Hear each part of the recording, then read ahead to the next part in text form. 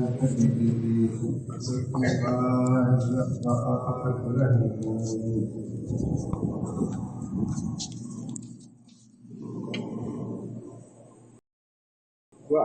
مِّنَ اللَّهِ وَرَسُولِهِ إِلَى النَّاسِ يَوْمَ الْحَجِّ الْأَكْبَرِ۔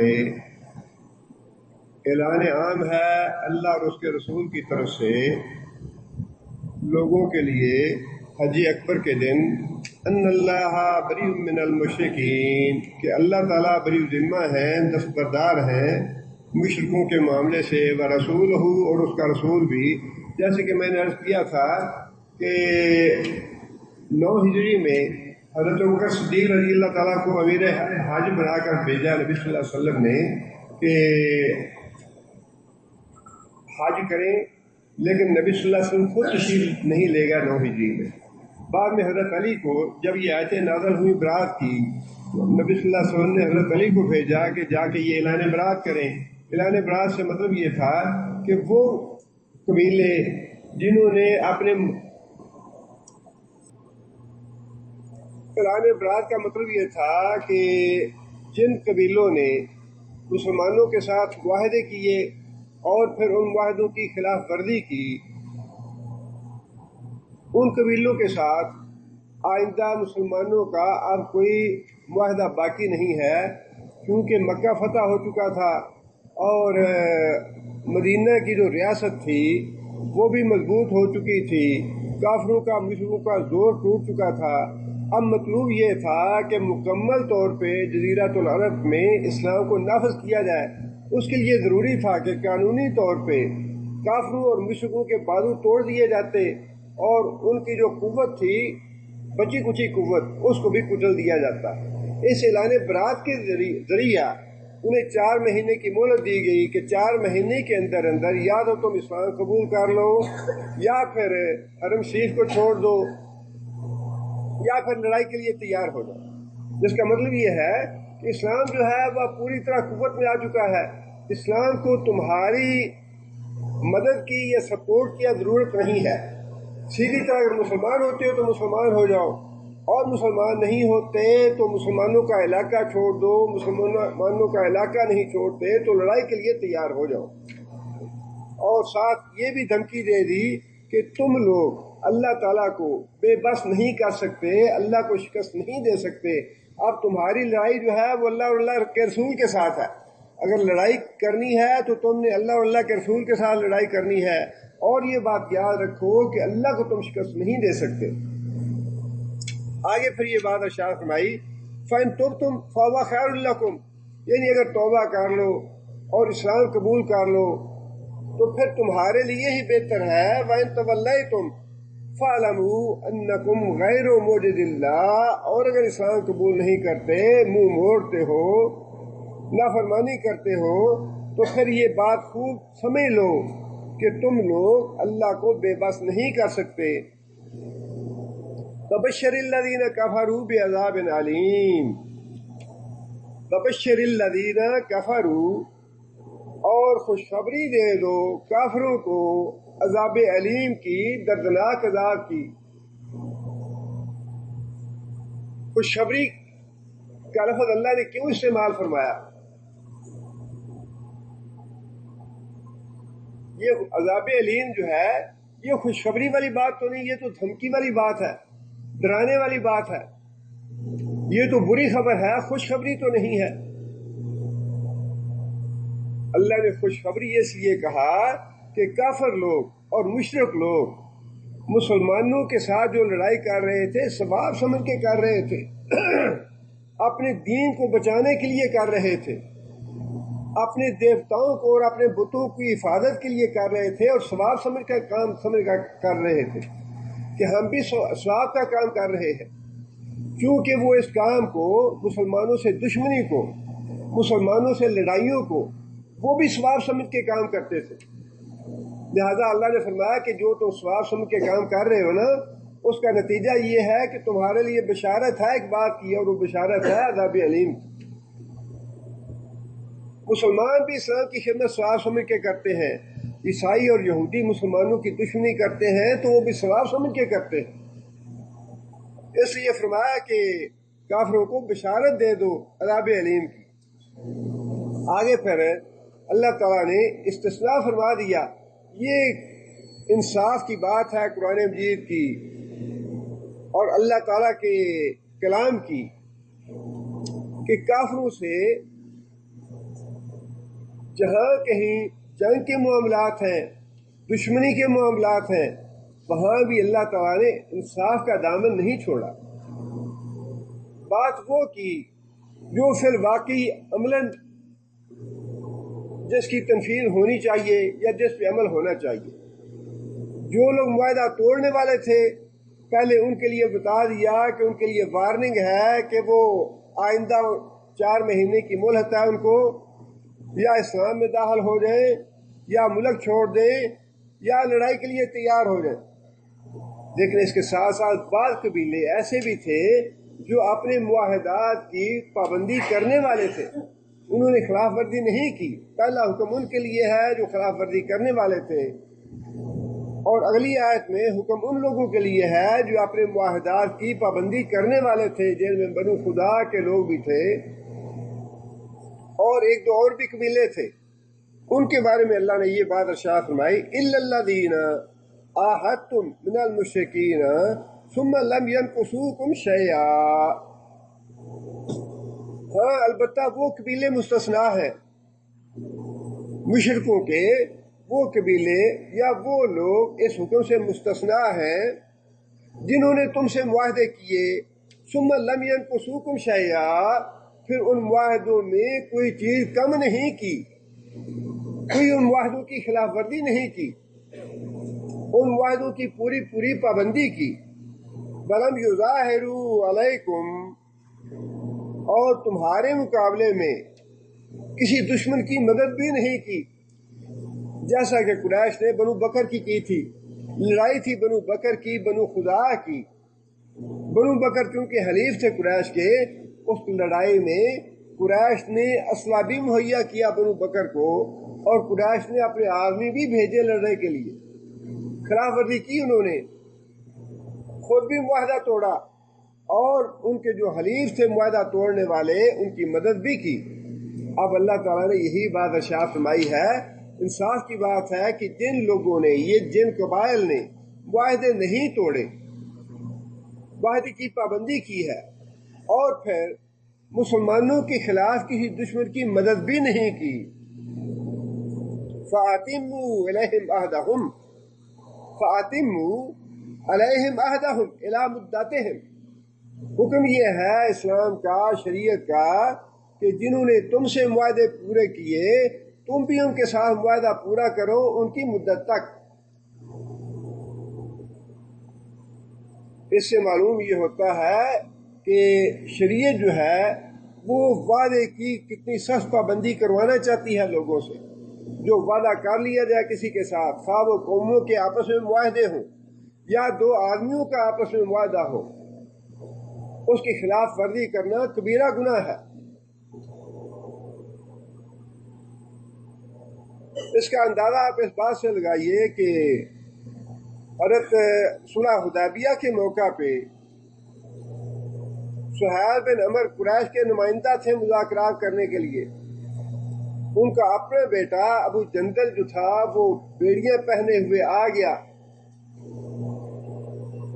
اور نبی صلی اللہ علیہ وسلم سے بھی اور مسلمانوں سے بھی اونچی آواز میں پکار کے یہ بات کہی کہ میں وہاں سے بھاگ کے آ گیا ہوں، میری حالت تم دیکھ رہے ہو کیا ہے، مجھے اوپر عذاب ڈھائے ہیں لوگوں نے، میں بیڑیاں پہنے ہوئے ہوں، اور اب مجھے واپس نہ کرنا، میں واپس نہیں جانا چاہتا، مجھ پہ زیادہ یہ عذاب کریں گے، مجھے یہ زیادہ سزائیں دیں گے۔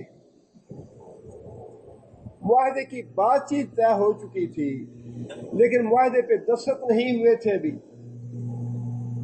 نبی صلی اللہ علیہ وسلم نے سہیل بن عمر سے کہا کہ ابو جندل کو اس معاہدے سے مستثنیٰ کر دو۔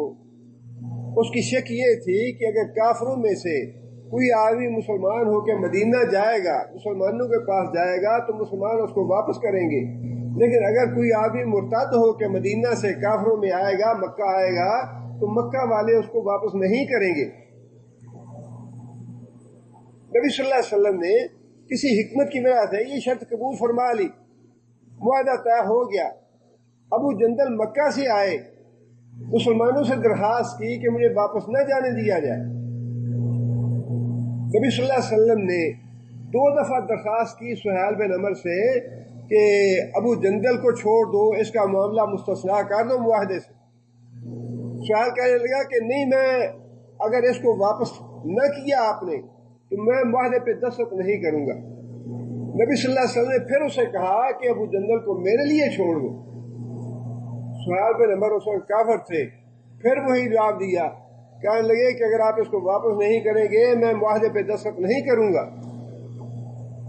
फिर नबी सल्लल्लाहु अलैहि वसल्लम ने हज़रत अबू जंदल से ये बात कही कि हम लोग मुआहदा कर चुके हैं, हम मुआहदे की पाबंदी करेंगे, लिहाजा तुम वापस चले जाओ, हम अल्लाह से दुआ करेंगे कि अल्लाह ताला तुम्हारे लिए कोई रास्ता पैदा कर। जो मुआहदा तय किया था, हज़रत अबू जंदल की इंतहाई बेबसी की हालत और इंतहाई कसम पुरसी की हालत के बावजूद और मुसलमानों के न चाहने के बावजूद नबी सल्लल्लाहु अलैहि वसल्लम ने वादे की पाबंदी की। जो मुआहदा तय हो चुका था उस मुआहदे के तहत नबी सल्लल्लाहु अलैहि वसल्लम ने वापस कर दिया।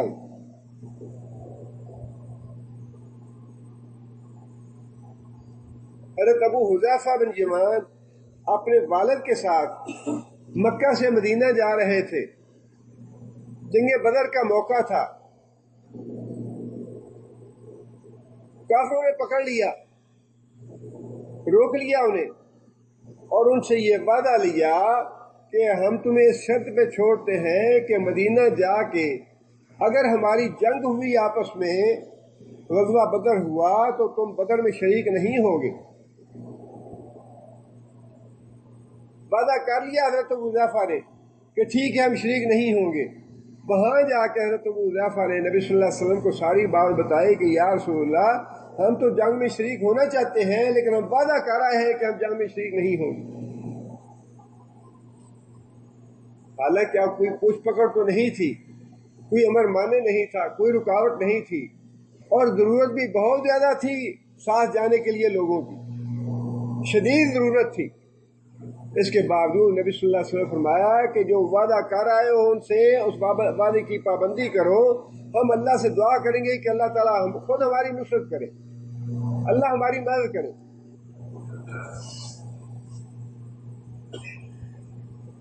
और यही मामला हज़रत अबू बसीर का था। मक्का से भाग के मदीना पहुंच गया और पीछे से काफिरों ने आदमी भेज दिए कि बंदा भाग के मदीना आ गया है, मुआहदे के तहत उसको वापस करें। नबी सल्लल्लाहु अलैहि वसल्लम ने मुआहदे की पाबंदी की, हज़रत अबू बसीर को भी वापस भेज दिया। वो अलग बात है कि 2 आदमी लेने के लिए आए थे। हज़रत अबू बसीर ने मदीना से निकलते ही उनकी तलवार लेके उनके एक आदमी को कत्ल किया। दूसरा आदमी भाग के मदीना आ गया, आके नबी सल्लल्लाहु अलैहि वसल्लम को बात बताई। अबू बसीर वापस नहीं आए। अबू बसीर जो है वो समुंदर के किनारे चले गए, ना मक्का ना मदीना, किसी बस्ती में नहीं गए। वहाँ जाके डेरा डाल लिया। फिर वहाँ से जो लोग भाग के आते थे वो उनके साथ मिलना शुरू हो गया उनके साथ, और उन्होंने जो काफिले जाते थे उनको लूटने शुरू कर दिया, इसलिए कि वो तो अब आज़ाद थे, किसी कानून के पाबंद नहीं थे, वो न किसी सुलह के मुआहदे के पाबंद थे। बिल्लाह तंग आके कुरैश मक्का ने खुद वो शिक जो थी वो ख़त्म करवाई गई। या रसूलल्लाह, इस सुलह हुदैबिया की ये शिक जो है ये ख़त्म करवा दीजिए। खुद अपनी मजबूरी से उन्हें करना पड़ा, जिसका मतलब ये है कि मुआहदे की पाबंदी तो अल्लाह के रसूल ने की, मुसलमानों ने की, लेकिन उसके नतीजे में अल्लाह ताला ने हर जगह पे मुसलमानों की नुसरत फरमाई। जिसका मतलब ये है कि अगर बज़ाहिर इंसान को अपने वादे में या मुआहदे में नुकसान भी नज़र आ रहा हो, तब भी इंसान को अपना मुआहदा जो है वो शरीयत का हुक्म समझते हुए पूरा करना चाहिए और अल्लाह से नुसरत की दुआ करनी चाहिए। और ये इतनी बड़ी कमज़ोरी है कि छोटी छोटी बातों को हम अहमियत ही नहीं देते। अच्छा भाई, मैं फ़लाँ जगह फ़लाँ टाइम पे आऊँगा, ओहो जी मैं तो भूल गया था, मुझे तो वक़्त ही नहीं याद रहा। और अगर आया भी है, अच्छा जी 15 मिनट में आ रहा हूँ, وہ 15 منٹ جو ہے وہ گھنٹے سے بھی زیادہ ہوتے ہیں. یہ احساس ہی نہیں ہے کہ میں جو لفظ زبان سے نکال رہا ہوں یہ کتنی ذمہ داری کی بات ہے. اگر 15 منٹ کی بات کر رہا ہوں تو یہ 15 منٹ ہی ہونے چاہیے، گھنٹہ یا 2 گھنٹے نہیں ہونے چاہیے. اور عجیب پڑھے یہ عام لوگ جو ہیں ان کی بات تو الگ ہے. پڑھے لکھے لوگوں کا حال یہ ہے. تو ڈاکٹر صاحب خود مجھے کہنے لگے کہ اقبال صاحب آپ کا درس شروع ہوتا ہے 9:15 بجے، آپ 5-10 منٹ لیٹ جایا کر. وہ مجھے یہ نصیحت فرما رہے تھے آپ ذرا درس سے لیٹ جایا کر. کیسی عجیب ذہنیت ہے پڑھے لکھے لوگوں کی. اتنی عقل نہیں ہے کہ شریعت کا قانون ہے، یہ گناہ ہے یہ ایسا کرنا. ایک وقت مقرر کیا ہے، اس وقت مقرر پہ نہ پہنچنا گناہ ہے. یہ انسان اگر نہیں پہنچ سکتا تو وعدہ نہ کرے، لیکن یہ تو بدتمیزی ہے، گناہ بھی ہے بدتمیزی بھی ہے.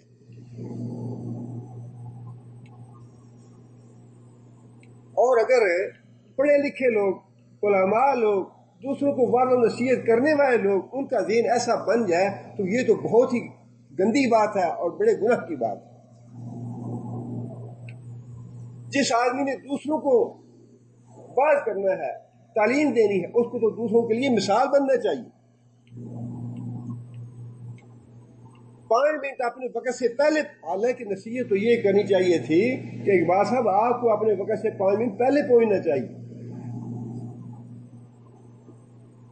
لیکن ایسا ذہن بن چکا ہے کہ یہ سیاسی ذمہ داری ہے ہی نہیں. 5-10 منٹ کا، 15-20 منٹ کا کوئی لحاظ ہی نہیں رہا. یہ احساس ہی نہیں رہا کہ زبان سے کیا بات نکالی ہے. جو انسان وعدہ، اگر انسان وعدہ پورا نہ کر سکے وعدہ نہ کرے، اور اگر وعدہ کر لے تو پھر جان کھیل کے وعدہ پورا کرنا چاہیے. اور اللہ نصرت فرماتا ہے، اس میں بخاری شریف کی حدیث ہے، ایک آدمی سفر پہ تھا، دوران سفر ہے اس کو پیسے کی ضرورت پڑ گئی. اس نے کسی نامعلوم آدمی سے اپنی حاجت کا اظہار کیا کہ بھائی میں حاجت مند ہوں، میرے پاس پیسہ نہیں ہے، مجھے ضرورت ہے، مجھے پیسہ دو اور میں تمہیں فلاں وقت تک پیسہ واپس لوٹا دوں گا. بخاری شریف کی حدیث ہے یہ. وہ آدمی، اس آدمی نے اس پہ اعتماد کرتے ہوئے کہ مسلمان آدمی ہے وعدہ پورا کرے گا، پیسہ دے دیا اس کو. اس کے سفر کے درمیان دریا تھا یا پانی تھا، نالا تھا، جو بھی تھا، دریا عبور کر کے اسے اس شہر میں آنا پڑتا تھا.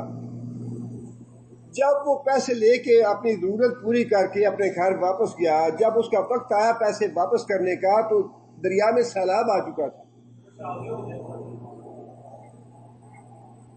دریا میں سیلاب آ چکا تھا. اس آدمی نے سوچا کہ میں اب دریا تو عبور نہیں کر سکتا، میرے لیے ناممکن ہے دریا کو عبور کرنا. اس نے اللہ کے توکل پہ ایک لکڑی لی اور اس لکڑی میں پیسے بند کیے، لکڑی کو اچھی طرح باندھ دیا اور لکڑی کو پانی میں بہا کے اللہ سے دعا کی کہ یا اللہ میں اپنا وعدہ پورا کرنا چاہتا ہوں، یا اللہ یہ پیسے اس آدمی تک پہنچا دے. بخاری شریف کی حدیث ہے یہ. وہ آدمی جس کو پیسے دینے تھے اس کا، یہ اتفاقات کی باتیں نہیں ہوتی. ہم کہتے ہیں اتفاق سے ایسا ہوا، اتفاق سے نہیں ایسا ہوا، بلکہ اللہ کے حکم سے ایسا ہوا کہ اس کے گھر سے ایندھن ختم ہو گیا، لکڑی جلانے والی ختم ہو گئی. وہ لکڑی جلانے والی ڈھونڈنے کے لیے دریا کے کنارے پہ آ گیا کہ سیلاب میں اگر کوئی بہتی ہوئی لکڑی آ جائے تو میں نکال لاؤں اور لا کے اس کو اپنے استعمال میں لاؤں. وہ دریا کے کنارے پہ گیا، اس نے دیکھا کہ لکڑی آ رہی ہے، اس نے لکڑی وہ لی حاصل کی اس مقصد کے لیے کہ میں گھر میں جا کے اس کو چیر پھاڑ کے اس کو استعمال کروں گا ایندھن کے طور پہ. لکڑی لے گیا گھر، لکڑی کو جا کے چیرا اس نے، اس سے مطلوبہ پیسے جتنے اس نے ادھار پیسے دیے ہوئے تھے اتنے پیسے نکلا. اب وہ پیسے اسے وصول کر لیے. اس کے بعد جس آدمی نے ادھار لیا ہوا تھا اس آدمی نے سوچا کہ مجھے تو پتہ نہیں کہ پیسے اس کو ملے یا نہیں ملے، لہٰذا مجھے وہ پیسے لے کے واپس جانا چاہیے اس آدمی کے پاس. اب میرے لیے جانا ممکن ہے، جا کے میں اس کو اپنا قرض جو ہے واپس کروں. وہ پیسے لے کے دوبارہ اس کے پاس آدمی کے پاس گیا، جا کے اسے بتایا کہ بھائی یہ تمہاری امانت ہے، دریا میں سیلاب آ چکا تھا، میں تم سے معذرت چاہتا ہوں کہ میں اس دن نہیں پہنچ سکا. لیکن اس سے پوچھا کہ تم مجھے یہ بتاؤ کہ کیا تم نے کوئی ایسا کام کیا تھا مجھے پیسے بھجوانے والا؟ اس نے یہ بات بتائی کہ ہاں میں لکڑی میں پیسے ڈال کے دریا میں بہائے تھے. اس نے کہا کہ مجھے تمہارے پیسے مل گئے، تمہارے پیسے مجھے مل چکے ہیں، یہ پیسے تم اپنے پاس رکھو. بخاری شریف میں یہ واقعہ ہے، اور یہ واقعات کسے کہانیاں نہیں ہوتے، یہ واقعات اس لیے ہوتے ہیں من یتوکل علی اللہ فہو حسبہ. اگر توکل کرو گے اللہ پہ تو اللہ تمہارا کام ضرور کرے گا. جتنا اللہ پہ ایمان ہوگا، جتنا اللہ پہ توکل ہوگا، اتنی زندگی سہل اور آسان کر دے گا اللہ تمہاری. اور جتنا اسباب پہ توکل کرو گے، جتنا ذرائع پہ توکل کرو گے، اور جتنا اپنی ذات پہ توکل کرو گے، اتنے کے کام بگڑیں گے، اتنا فتنہ اور فساد پیدا ہوگا، اتنا ہی ہدایت سے دور چلے جائیں گے. اللہ پہ توکل کریں، اللہ پہ ایمان رکھیں. جو باتیں اللہ اور اللہ کے رسول نے بتائی ہیں، اور نبی صلی اللہ علیہ وسلم، صحابہ کہتے ہیں کہ نبی صلی اللہ علیہ وسلم ایسے واقعات بار بار بتاتے تھے ہمیں. یہ واقعات جو ہیں، یہ باتیں جو ہیں دوسروں تک پہنچانی چاہیے. یہ ان باتوں سے ایمان میں تازگی آتی ہے، ایمان پکا ہوتا ہے ان باتوں سے کہ باقی جو کچھ کہا گیا ہے، من اصدق من اللہ قیلا، جو بات اللہ فرماتے ہیں وہ پکی ہے، وہ سچی بات ہے. اس لیے اللہ تعالیٰ نے یہ بات ارشاد فرمائی کہ جن قبیلوں نے تمہارے ساتھ وعدہ پورا کیا ہے، معاہدات کی شرائط کی پابندی کی ہے، تمہارے اوپر بھی لازم ہے کہ ان کی مدت جو ہے معاہدات کی پوری کرو. اس کے بعد دونوں فریق آزاد ہیں، آگے وہ معاہدہ کرنا چاہے تو کریں، نہ کرنا چاہے تو نہ کریں. ان اللہ یحب المتقین، اللہ متقی لوگوں کو پسند کرتا ہے. کیا مطلب ہے اس کا؟ اس کا مطلب یہ ہے جو آدمی وعدہ کرتا ہے وہ کون ہے؟ متقی ہے. وہ یہ تقوی کی علامت ہے، وعدہ پورا کرنا. وعدہ پورا کرنا تقوی کی علامت ہے. وعدہ پورا کرنے والا، وقت کی پابندی کرنے والا متقی آدمی ہے. آگے پھر اللہ نے فرمایا فَإِذَا انْسَلَخَ الْأَشْهُرُ الْحُرُمُ، اور جب یہ حرمت کے مہینے گزر جائیں. مراد کون سے مہینے ہیں؟ 4 مہینے. جن 4 مہینوں کی بات پہلے ہوئی نا، فَسِیرُوا فِی الْأَرْضِ أَرْبَعَةَ أَشْهُرٍ، 4 مہینے اس زمین میں، اس ملک میں تم قیام کر سکتے ہو. وہی 4 مہینے مراد ہے. یہ 4 مہینے کس دن سے شروع ہوئے؟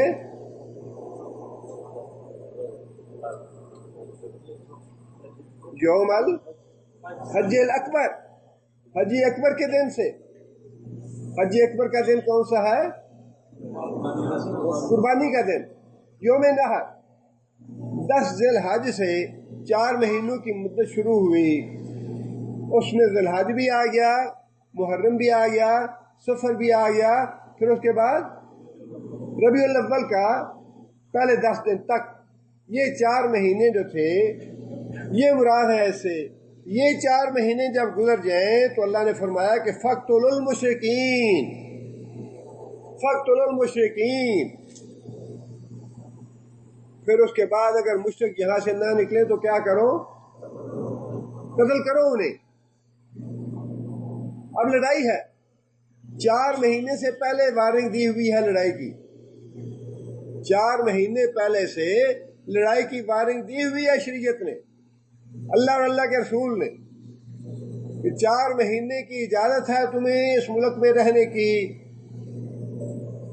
4 مہینوں کے اندر یا تو اسلام لے آؤ یا اپنی کوئی پناہ گاہ ڈھونڈ لو، یہاں سے نکل جاؤ.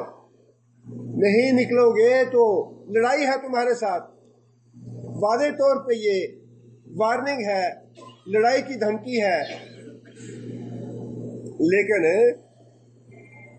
جو بدبخت قرآن کو توہین کرنے والے ہیں اور تمسخر اڑانے والے، مذاق اڑانے والے اور قرآن کے احکامات سے غلط مطلب اخذ کرنے والے، انہوں نے کہا یہ قرآن تو مشرکوں کو اور کافروں کو، غیر مسلموں کو قتل کرنے کی کھلی چھٹی دیتا ہے. دیکھو یہ کہتا ہے کہ جہاں کہیں ملے مشرک ان کو قتل کرو. فقتلوا المشرکین، قتل کرو مشرکوں کو. حیث وجدتموہم، جہاں کہیں تم ان کو پاتے ہو. وخذوہم، پکڑ لو ان کو. واحصروہم، گھیر لو ان کو. وقعدوا لہم، اور بیٹھ جاؤ ان کے لیے. کل مرصد، ہر گھات میں. گھات لگا کے بیٹھو، تاک لگا کے بیٹھو ان کے لیے. پکڑ لو ان کو، قید کرو، قتل کرو. یہ ساری باتیں جو اللہ نے ارشاد فرمائی ہیں، یہ ایسے نہیں ہے کہ امن کے زمانے کا یہ حکم ہے، امن کے زمانے کا نہیں ہے، بلکہ 4 مہینے پہلے سے لڑائی کی وارننگ دی گئی ہے.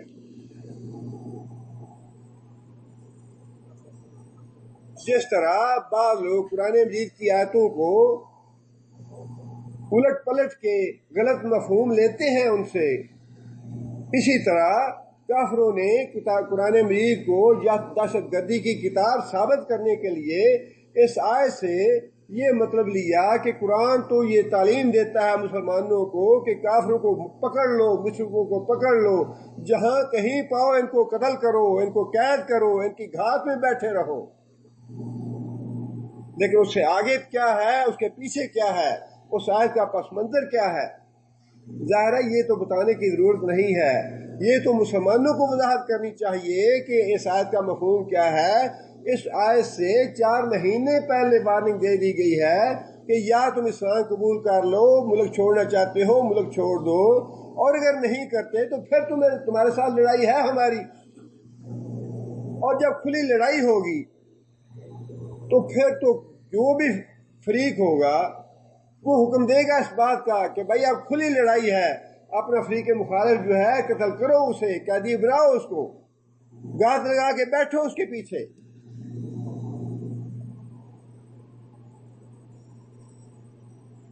اور آگے اللہ تعالیٰ نے پھر وہی بات ارشاد فرما دی، فَإِن تَابُوا وَأَقَامُوا الصَّلَاةَ وَآتَوُا الزَّكَاةَ فَخَلُّوا سَبِيلَهُمْ.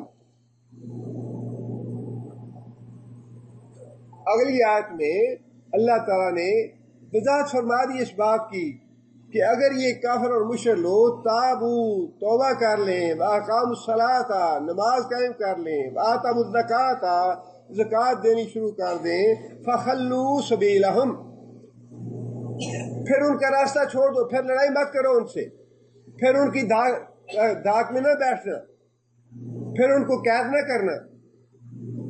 اگر وہ مسلمان اسلام لے آتے ہیں یا ملک چھوڑ دیتے ہیں یا اسلام لے آتے ہیں تو پھر انہیں قتل کرنے کی اجازت نہیں ہے، انہیں قید کرنے کی اجازت نہیں ہے، ان کی طاق میں بیٹھنے کی اجازت نہیں ہے. ہاں اگر وہ اسلام نہیں لاتے، ملک بھی نہیں چھوڑتے، تو اس کا مطلب یہ ہے کہ ملک کے اندر رہ کے تمہارے خلاف سازشیں کرنا چاہتے ہیں، لہذا اب تمہیں اجازت ہے کہ ان کو قتل کرو اور ان کو پکڑ کے قید کرو. یہاں جو دوسری اہم بات ہے وہ یہ ہے، ان 3 باتیں اللہ نے ارشاد فرمائی ہے. کافروں کو قتل نہ کرنے کے لیے 3 باتیں ارشاد فرمائی ہے. اگر وہ توبہ کر لیں اور نماز پڑھنی شروع کر دیں اور زکوٰۃ دینی شروع کر دیں تو پھر ان سے لڑائی نہ کرو. توبہ سے کیا مراد ہے؟ کفر سے توبہ کرنا کیا مراد ہے؟ اس سے ایمان لانا. کفر سے توبہ کرنے کا مطلب یہ ہے کلمہ پڑھ لے، ایمان لے آئیں. اگر صرف توبہ کرتے ہیں پھر بھی قتل کرو انہیں، نماز نہیں پڑھتے، زکوٰۃ نہیں دیتے، پھر بھی قتل کرو. اور اگر صرف نماز پڑھتے ہیں زکوٰۃ نہیں دیتے پھر بھی قتل کرو۔ قتل کو روکنے والی 3 چیزیں ہیں: ایمان لانا، پھر نماز پڑھنا، پھر زکوٰۃ ادا کرنا۔ یہی وہ آیت ہے جو حضرت ابوبکر صدیق نے پڑھ کے سنائی تھی صحابہ کرام کو، جب زکوٰۃ دینے سے لوگوں نے انکار کر دیا اور صحابہ نے حضرت ابوبکر کو مشورہ دیا کہ لوگ مرتد ہو رہے ہیں، مرتدوں کا زور بڑھ رہا ہے، مرتد مدینے پہ حملہ کرنا چاہتے ہیں، ہم لوگ ابھی کمزور ہیں، ہماری طاقت اتنی نہیں ہے کہ مرتدوں سے مقابلہ کر لیں، لہٰذا مصلحت کے تحت، حکمت کے تحت ان لوگوں سے مواخذہ نہ کریں، آپ ان لوگوں سے لڑائی نہ لڑیں۔ حضرت ابوبکر صدیق رضی اللہ تعالیٰ عنہ نے یہی آیت پڑھی، کہنے لگے کہ مجھے بتاؤ کہ کہاں گنجائش ہے اس بات کی۔ اللہ نے فرمایا کہ ان کو قتل کرنے سے اس وقت رکو جب وہ ایمان بھی لائیں، نماز بھی پڑھیں، زکوٰۃ بھی ادا کریں۔ یہ 3 کام ضروری ہیں اسلام کے لیے۔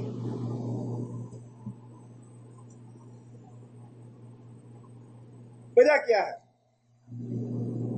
ایمان جو ہے یہ اسلام کی مخفی علامت ہے۔ اسلام جو ہے یہ مسلمان کی مخفی علامت ہے، اور نماز ظاہری علامت ہے۔ اسلام کو صرف مخفی علامت نہیں چاہیے۔ آج نام رکھا ہوا ہے محمد اقبال، نام نہیں چاہیے اسلام کا، کام چاہیے شریعت کو۔ کام کیا ہے؟ نام کے ساتھ کام بھی مطلوب ہے۔ اور بعض لوگوں کو عجیب عجیب غلط فہمیاں لگ جاتی ہیں۔ نماز جو ہے جب تک انسان نہیں پڑھتا، نبی صلی اللہ علیہ وسلم کے زمانے میں تو منافق بھی اپنے آپ کو مسلمان ظاہر کرنے کے لیے نماز پڑھنے آتے تھے مسجد میں۔ جو نماز نہیں پڑھتا تھا وہ تو کافر یا مشرک تھا۔ منافق بھی آتے تھے مسجد میں نماز پڑھنے کے لیے، اور مسلمانوں کے ساتھ زکوٰۃ بھی دیتے تھے، اس لیے کہ اسلام کی جو ظاہری علامت ہے شریعت کو وہ بھی مطلوب ہے۔ جو ایمان ہے اس کی کیفیت کیا ہے، کیسا ایمان ہے، وہ ایک مخفی چیز ہے، اس کا صرف اللہ کو علم ہے۔ لیکن قتال سے روکنے والی چیز جو ہے وہ نماز۔ بعض لوگ کہتے ہیں جی نماز کی جو سزا ہے وہ صرف حدیث میں بیان ہوئی ہے، قرآن میں تو نماز کی سزا ہی نہیں بیان ہوئی۔ ایک تو جہالت بھی مصیبت ہے، اور ایک جاہل جب اپنے آپ کو عالم سمجھنے لگے تو وہ اور بھی مصیبت۔ جہالت بذات خود مصیبت ہے کہ انسان جاہل ہے، اس کو صحیح معاملات کا یا مسائل کا پتہ نہیں، اور جب جاہل آدمی اپنے آپ کو عالم سمجھنے لگے تو وہ اس سے بھی بڑی مصیبت بن جاتی ہے۔ پورے قرآن کے بارے میں بغیر قرآن پڑھے یہ فتویٰ لگا دینا کہ قرآن مجید میں تو نماز کی سزا ہی نہیں کہیں آئی، یہ جہالت در جہالت کی بات ہے۔ سورہ مدثر میں اللہ تعالیٰ نے یہ بات ارشاد فرمائی ہے کہ جنتی لوگ جہنمیوں سے پوچھیں گے کہ تم جہنم میں کیوں آئے ہو، کیا سبب ہے تمہارا جہنم میں آنے کا؟ ما سلککم فی سقر، کون سا گناہ تمہیں جہنم میں لے کے آیا؟ قالوا لم نک من المصلین، سب سے پہلا گناہ یہ تھا ہمارا کہ ہم نماز نہیں پڑھتے تھے۔ ہمارے تو سارے پریزیڈنٹ بھی اور پرائم منسٹر بھی اور جتنے وزیر کبیر اور گورنر ہیں اور کمشنر اور ڈپٹی کمشنر اور جرنیل فرنیل، سارے وہ اتنے بڑے جرنیل اور سب کچھ کتنی نمازیں پڑھتے ہیں، کون نمازیں پڑھتا ہے؟ یہ ہمارے ایک جرنیل صاحب تھے، ریٹائرڈ ہے اب وہ، ان کا یہ بیان ہے کہ 10% سے زیادہ یا پتہ نہیں 15% کہا انہوں نے، اس سے زیادہ فوج کے لوگوں کو نماز پڑھنی نہیں آتی، نماز پڑھنی نہیں آتی۔ اور انہوں نے ایک واقعہ بھی لکھا، وہ واقعہ چھپا بھی وہ واقعہ یہ تھا کہ پرائم منسٹر صاحب جو تھے وہ کسی جگہ دورے پہ تشریف لا رہے تھے. وہاں پہ وہ صوبے دار صاحب جو تھے ان کے ذمے تھا ان کی ظہر کی نماز درمیان میں آنی تھی. انہوں نے امام صاحب کو بلا کے یہ نصیحت کی کہ پرائم منسٹر صاحب تشریف لا رہے ہیں اور کوئی ایسا اچھا آدمی مقرر کرے نماز پڑھانے کے لیے جس کی قرات بڑی اچھی ہو ظہر کی نماز کے لیے. وہ امام صاحب کہنے لگے کہ سر یہ تو ظہر کی نماز میں قرات نہیں ہوتی. کہنے لگے اچھا یہ ظہر کی نماز میں قرات. پھر انہوں نے کسی اور آدمی کو بلایا تصدیق کرنے کے لیے کہ واقعی ظہر کی نماز میں قرات نہیں ہوتی.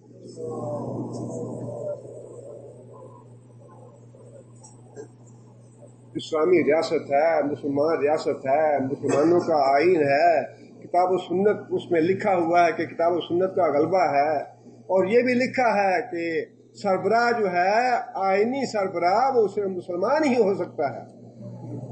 اور پریزیڈنٹ ہاؤس میں اللہ تعالیٰ معاف کرے کیا کچھ ہوتا ہے کیا نہیں ہوتا، اللہ اپنا. اب کی بات نہیں ہے، اس سے پہلے جو گزرے ہیں کئی صدور وغیرہ ان کے دور میں اللہ تعالیٰ معاف کرے ہمیں یہ احساس ہی نہیں ہے کہ نماز کتنی بڑی چیز ہے. نماز ہی تو ایک دین کا شعار ہے جو نظر آنے والی چیز ہے. نبی صلی اللہ علیہ وسلم نے فرمایا ہے کہ نماز جو ہے جو آدمی نمازی ہے نماز پڑھنے والا ہے فرمایا کانت لہو نورن قیامت کے دن یہ روشنی ہوگا تاریکی میں نمازی آدمی کے لیے. فرمایا برہان قیامت کے دن نماز جو ہے یہ برہان ہوگی. برہان کا معنی دلیل. کس بات کی دلیل ہوگی قیامت کے دن نماز؟ انسان کے ایمان کی. ایمان کی دلیل جو ہے وہ نماز ہے، اور قیامت کے دن یہ نماز ہی گواہی دے گی کہ یہ بندہ بے ایمان تھا یا ایماندار تھا.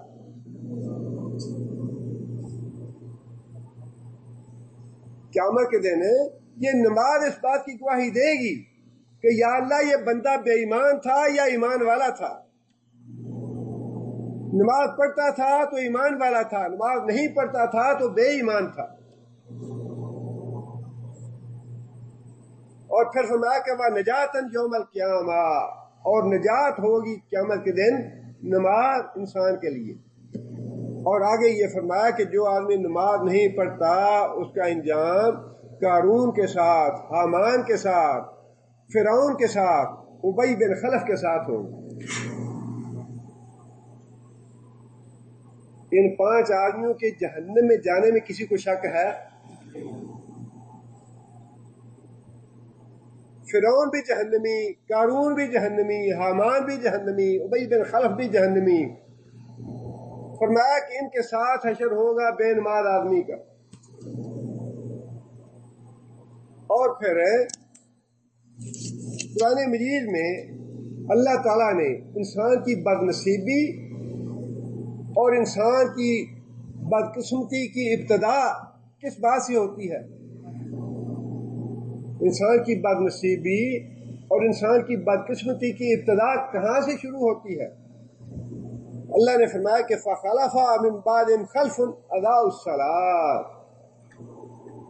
نیک لوگوں کے بعد، نمازی لوگوں کے بعد، مومن لوگوں کے بعد ان کی ایسی اولادیں آگے آ گئیں، ایسے جانشین ان کے آ گئے جنہوں نے نمازوں کو ضائع کرنا شروع کر دیا، بے ایمان ہو گیا. مومن کے زوال کی نشانی ہے نماز کو ضائع کرنا. فرمایا کہ مومنوں کے بعد، ایمان والوں کے بعد، متقی اور صالح لوگوں کے بعد وہ بدبخت لوگ آ گئے، وہ بدقسمت اور بد نصیب لوگ آ گئے جنہوں نے اپنی نمازوں کو ضائع کرنا شروع کر دیا.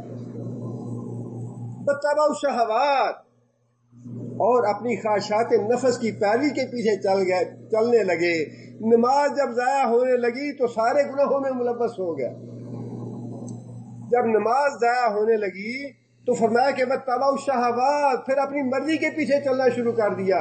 حلال حرام میں تمیز نہیں ہے، حقوق العباد میں تمیز نہیں ہے، لین دین میں تمیز نہیں ہے، بات کرنے میں تمیز نہیں ہے، غیبت ہے، جھوٹ ہے، دھوکہ ہے، فریب ہے۔ جب نماز ضائع ہونی شروع ہوئی تو سارے گناہوں میں ملوث ہو گیا۔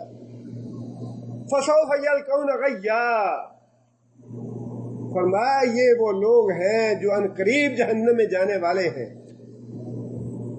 جہنم میں جانے کی ابتدا کس عمل سے شروع ہوئی؟ نماز کو ضائع کرنے سے۔ فرمایا کہ مومنوں کے بعد، نمازی لوگوں کے بعد ان کی اولادیں ایسی ناخلف آ گئیں، ایسی نالائق اولادیں پیدا ہوئیں جنہوں نے نمازوں کو ضائع کرنا شروع کر دیا اور پھر اپنی مرضی سے کام کرنے شروع کر دیے۔ یہ لوگ عنقریب جہنم میں جانے والے ہیں۔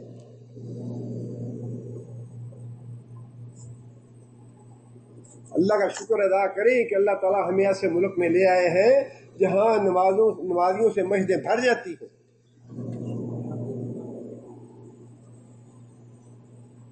اور یہ کریڈٹ ہے اس حکومت کے لیے بھی اور یہاں کے علماء کرام کے لیے بھی۔ سیاست اپنی جگہ پہ وہ سیاستدانوں کا کام ہے، لیکن عام آدمی کو سیاست سے کیا لگے؟ عام آدمی تو اپنی نجات کے لیے وہ اعمال کرے جس سے اس کی اپنی جان چھوٹے گی، وہ کام کرنے جس سے ہمارا کوئی تعلق نہیں ہے، جس سے ہمارا کوئی اختیار نہیں ہے، جس میں ہم کچھ کر نہیں سکتے۔ ایسے وقت ضائع کرتے ہیں، ٹی وی کے آگے بیٹھے ہیں، گھنٹوں ضائع ہو رہے ہیں، نہ لینا نہ دینا، بکواس سارا سن رہے ہیں، وقت ضائع کر رہے ہیں، برباد ہو رہا ہے وقت، دماغ خراب ہو رہا ہے۔ کیا فائدہ اس کا؟ سوائے وقت کی بربادی کے کچھ حاصل ہے اس کا؟ فلاں نے یہ تبصرہ کیا، فلاں نے یہ بیان دیا، فلاں نے یہ کہا، فلاں نے یہ کیا، میرا اس میں کیا فائدہ ہوا سوائے نقصان کہ میں نے وقت ضائع کر لیا۔ اور جسے مسجد میں بیٹھ کے قرآن پڑھا یا مسجد نماز کے انتظار میں بیٹھا رہا، مسجد میں آ کے نماز پڑھی، اس سے تو خیر و برکت حاصل کی، اس سے تو بہت فائدہ حاصل کر لیا، اس نے تو اپنے ایمان کو تازہ کر لیا، اسے اللہ کو راضی کر لیا، اسے اپنی زندگی کے مسائل سہل اور آسان کر لیے۔ اور جس نے اپنا وقت برباد کیا فضول چیزوں میں، آپ اخبار پہ پیسہ بھی خرچ کرتے ہیں اور گھنٹے 2 گھنٹے صرف بھی کرتے ہیں، آپ ذرا یہ سوچئے کہ اس سے آپ کو کیا فائدہ۔ ایک ذہنی لذت ہے، ذہنی چسکا ہے وقت برباد کرنے کا۔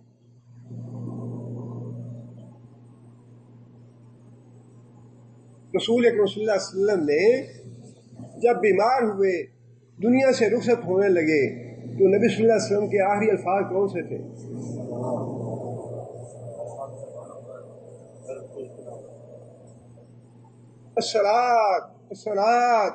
الصلاۃ ما ملکت ایمانکم، لوگوں نماز کا خیال رکھنا، لوگوں نماز کا خیال رکھنا۔ اور حضرت عائشہ رضی اللہ تعالیٰ فرماتی ہیں الصلاۃ کہتے کہتے نبی صلی اللہ علیہ وسلم کی زبان لڑکھڑانے لگی، الفاظ لڑکھڑانے لگے، اس کے بعد نبی صلی اللہ علیہ وسلم کوئی لفظ ادا نہیں کر سکے اپنی زبان سے۔ زندگی مبارک کی آخری وصیت جو تھی وہ یہی تھی کہ لوگوں نماز کا خیال رکھنا۔ ان الصلاۃ تنہی عن الفحشاء والمنکر، یہ امر واقعہ ہے، سچی بات ہے بالکل کہ نماز جو ہے یہ برائیوں سے اور بے حیائی سے بچاتی ہے انسان۔ اللہ کی بات ہے، کسی میرے اور تیرے کی بات نہیں ہے۔ ہاں، انسان کو نماز پڑھنی اس طرح سے چاہیے جس طرح سے اللہ اور اللہ کے رسول کا حکم ہے۔ صحابہ نے ایک آدمی کی شکایت کی آ کے، یا رسول اللہ نماز بھی پڑھتا ہے چوری بھی کرتا ہے، اور نبی صلی اللہ علیہ وسلم کی تربیت جو تھی، قربان جائیں نبی صلی اللہ علیہ وسلم کی تعلیم و تربیت پہ، ایسے انداز سے نبی صلی اللہ علیہ وسلم تربیت فرماتے تھے اور صحابہ کرام تک پیغام پہنچاتے تھے۔ صحابہ کا دل یہ تھا کہ اس آدمی کو بلا کے نبی صلی اللہ علیہ وسلم ناراض ہوں، روکے اس کو کہ چوری نہ کرو، یہ غلط کام ہے۔ نبی صلی اللہ علیہ وسلم نے فرمایا کہ اس کو اس کے حال پہ چھوڑ دو، اس کو اس کے حال پہ چھوڑ دو، نماز بھی پڑھتا ہے چوری بھی کرتا ہے، اس کو اس کے حال پہ اس لیے چھوڑ دو، یا نماز اس کو چوری چھڑا دے گی یا چوری نماز چھڑا دے گی۔ نماز چوری چھڑا دے گی اس کو، اس کو کہ حال پہ چھوڑ دو، اس لیے کہ اللہ نے فرمایا ہے ان الصلاۃ تنہی عن الفحشاء والمنکر۔ نبی صلی اللہ علیہ وسلم نے کتنی خیر و برکت ہے۔ یہ نماز تو بعد کی بات ہے، نماز سے پہلے کے جو مراحل ہیں، گھر سے وضو کرنا، گھر سے وضو کر کے چلنا، چل کے آنا مسجد میں، اس کی فضیلت میں نبی صلی اللہ علیہ وسلم نے یہ بات ارشاد فرمائی کہ اللہ تعالیٰ خواب میں مجھے ملے، مسلم شریف کی حدیث ہے، اور اللہ تعالیٰ نے مجھ سے یہ پوچھا کہ تمہیں پتہ ہے کہ فرشتے آپس میں کس بات پہ جھگڑتے ہیں، کن اعمال کا ثواب لکھنے میں آپس میں جھگڑتے ہیں؟ اس بندے کا ثواب میں لکھوں گا، نہیں میں لکھوں گا، نہیں اس کا ثواب مجھے لکھنے دو۔ فرمایا تمہیں پتہ ہے کہ کن کن اعمال پہ فرشتے جھگڑا کرتے ہیں؟ حدیث میں خود ہی اس کا آگے جواب ہے، فرمایا کہ وہ آدمی شدید سردی کے باوجود مکمل وضو کرتا ہے، شدید سردی کے باوجود، دل نہیں چاہ رہا وضو کرنے کو، شدید سردی ہے، لیکن پورے اطمینان سے سنت کے مطابق ٹھیک وضو کرتا ہے، تو فرمایا اس وضو کا ثواب جو ہے لکھنے کے بارے میں فرشتے آپس میں جھگڑتے ہیں، اتنا اس کا ثواب ہے، اتنا اس کا ثواب ہے کہ فرشتے جھگڑتے ہیں، اس کا ثواب مجھے لکھنے دو۔ دوسری بات یہ فرمائی کہ مسجد کی طرف وضو گھر سے کرنا شدید سردی میں، مکمل وضو کرنا سنت کے مطابق، اور اس کے بعد اپنے گھر سے لے کر مسجد تک چل کے آنے میں جو قدم استعمال کرتا ہے آدمی، جتنے قدم چل کے آتا ہے، ان قدموں کا ثواب پہ جھگڑتے ہیں فرشتے کہ اس کے قدموں کا ثواب مجھے لکھنے دو۔ اور اس کے بعد پھر نبی صلی اللہ علیہ وسلم نے یہ بات فرمائی کہ جو آدمی اچھی طرح سردی میں وضو کرتا ہے، فرض نماز با جماعت پڑھنے کے لیے مسجد میں آتا ہے، فرمایا کہ وہ خیر و برکت پہ زندہ رہے گا، خیر و برکت پہ زندگی بسر کرے گا، اور فرمایا کہ اس کا خاتمہ بالخیر ہوگا، اس کی موت خیر پہ آئے گی۔ خاتمہ بالخیر بہت بڑی بات ہے، خاتمہ بالخیر جو ہے ساری زندگی کا نچوڑ ہوتا ہے۔ بعض لوگوں کو گانے سنتے آتی ہے موت، ٹی وی دیکھتے موت آتی ہے، اور بعض لوگوں کو نماز پڑھتے ہوئے موت آتی ہے، اعتکاف کرتے ہوئے موت آتی ہے، مسجد میں آتے ہوئے موت آتی ہے۔ اس لیے کہ یہ موت جو ہے یہ نچوڑ ہے ساری زندگی کا، کہ کیا کیا میں نے ساری زندگی میں۔ فرمایا کہ اچھی طرح وضو کرنا، فرض نماز با جماعت ادا کرنے کے لیے مسجد میں چل کے آنا، زندگی بھی خیر پہ اور موت بھی اس کی خیر پہ ہوگی۔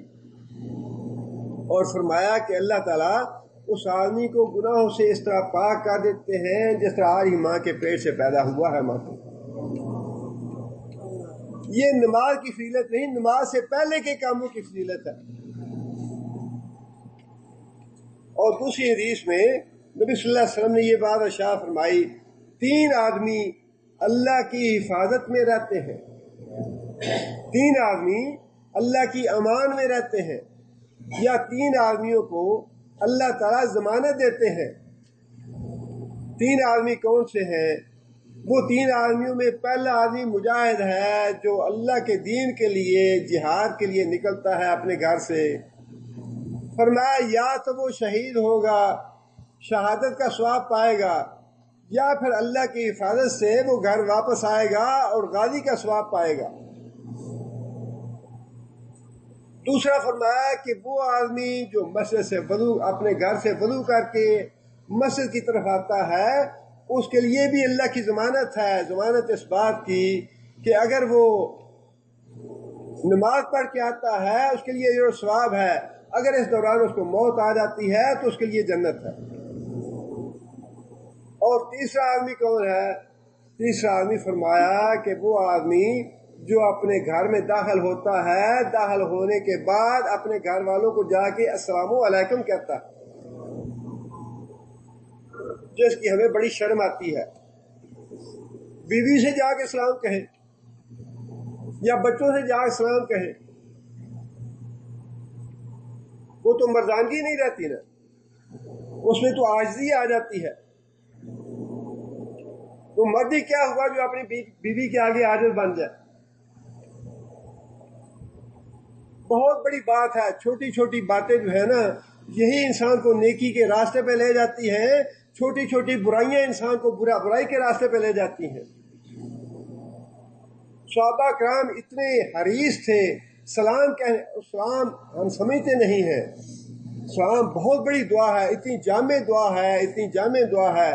اللہ تمہیں سلامت رکھے گناہوں سے، اللہ تمہیں سلامت رکھے بیماریوں سے، اللہ تمہیں سلامت رکھے پریشانیوں سے، اللہ تمہیں سلامت رکھے مصائب و آلام سے، اللہ تمہیں سلامت رکھے نقصان سے، اللہ تمہیں سلامت رکھے خسارے سے. ہر طرح کی جو برائی ہے، ہر طرح کا شر ہے، اس سے اللہ تعالیٰ کی سلامتی ہے. اس میں السلام علیکم، اللہ تمہیں سلامت رکھے سارے شر و برائیوں سے.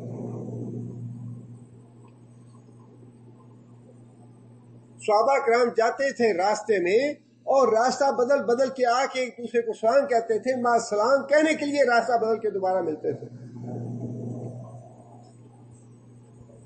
نبی صلی اللہ علیہ وسلم گھر میں گیا صحابی کو ملنے کے لیے، جا کے السلام علیکم کہا. صحابی نے اندر سے جواب نہیں دیا. نبی صلی اللہ علیہ وسلم نے دوبارہ السلام علیکم کہا، صحابی نے جواب نہیں دیا. نبی صلی اللہ علیہ وسلم نے 6 بار کہا السلام علیکم، جواب نہیں آیا. نبی صلی اللہ علیہ وسلم واپس پلٹ گیا. نبی صلی اللہ علیہ وسلم واپس پلٹے تو اندر سے صحابی جو تھا وہ بھاگا آیا نبی صلی اللہ علیہ وسلم کے پیچھے، یا رسول اللہ تشریف لائیں آپ. نبی صلی اللہ علیہ وسلم نے پوچھا کہ میں نے 3 دفعہ کہا ہے تم اندر سے نہیں نکلے. کہنے لگا یا رسول اللہ میری تمنا یہ تھی کہ آپ زیادہ سے زیادہ میرے لیے سلامتی کی دعا کریں، اور مجھے یہ پتا تھا کہ آپ کم از کم 3 دفعہ تو ضرور ہی میرے لیے دعا کریں گے سلامتی. کیا سوچ تھی ان لوگوں کی، کیا ذہن نبی صلی اللہ علیہ وسلم نے بنا دیے تھے، کیسی تعلیم دی نبی صلی اللہ علیہ وسلم نے، کیسی تربیت فرمائی نبی صلی اللہ علیہ وسلم نے. باتیں ایسی تھیں کہ بات تو نبی صلی اللہ علیہ وسلم بتاتے تھے لیکن ان کے دلوں میں اس طرح بیٹھ جاتی تھیں، اس طرح بیٹھ جاتی تھیں کہ گھر میں بیٹھے بیٹھے جہنم کی آگ کو بھی دیکھ رہے ہیں، جنت کی نعمتوں کو بھی دیکھ رہے ہیں.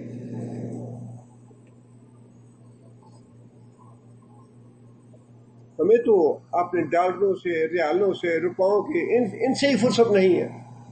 بڑی مصروف زندگی ہے. اور یہ اللہ کا عذاب ہے کہ انسان اللہ کے لیے، قرآن کے لیے، تعلیم کے لیے، حدیث کے لیے وقت نہ نکال سکے.